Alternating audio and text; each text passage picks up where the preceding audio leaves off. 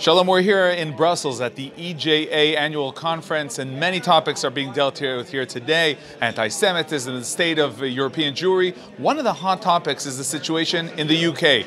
It's a fact that the UK Jewry is feeling more fearful because of the Labour Party, because of MP Corbyn. The question is, should they be more afraid, and is there something that should be done? I think it's becoming much worse. I have to say, I think it's one of the most incredible developments in my career as a journalist. I never believed I would see a mainstream party effectively being an anti-Semitic party.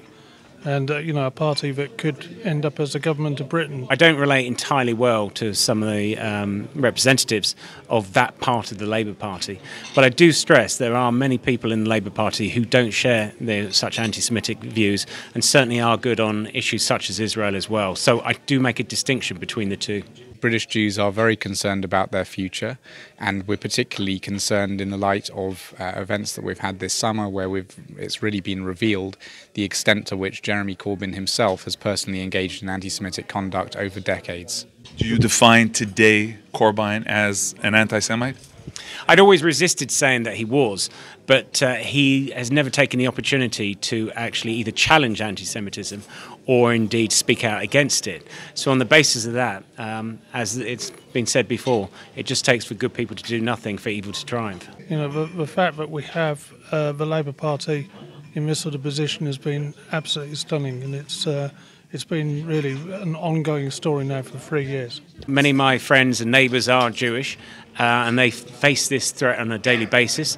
They're terrified that Jeremy Corbyn becomes Prime Minister of the United Kingdom. So many of us also share that sentiment, but for different reasons.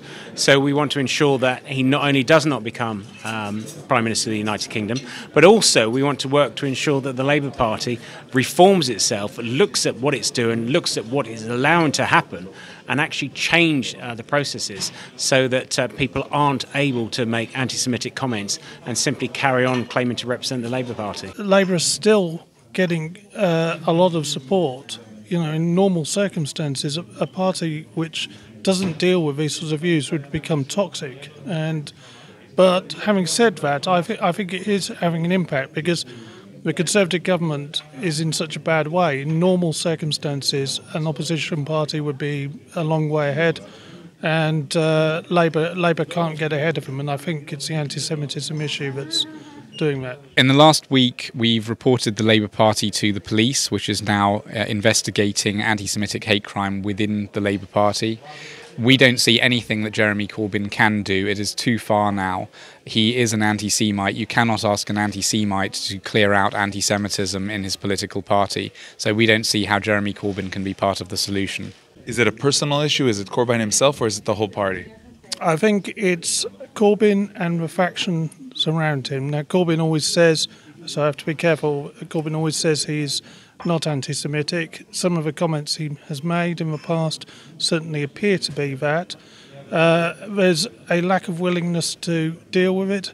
And I think the problem is that they just don't really believe what they're saying and doing is wrong. Well, we have hate crime legislation in the United Kingdom.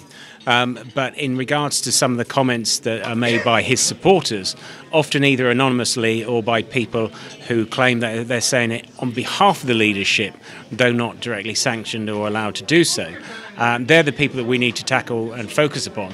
And by using definitions such as the anti-Semitism definition, I believe it will start to root out some of these people, and we need to ensure that the action is taken by the Labour Party to ensure that these people do not represent them.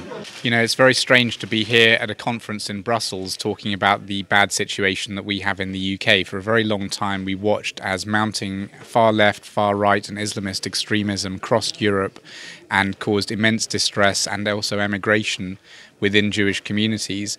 Now we're starting to look at the situation in Britain where almost in the blink of an eye we have seen a situation where a mainstream political party has become institutionally anti-Semitic. It is led by an anti-Semite, and that anti-Semite could be our next Prime Minister. The Israeli government has a part to play here because the Jewish community in Britain is feeling very isolated, and we've seen situations in the past few months where the Israeli government has spoken out against anti-Semitism in the UK.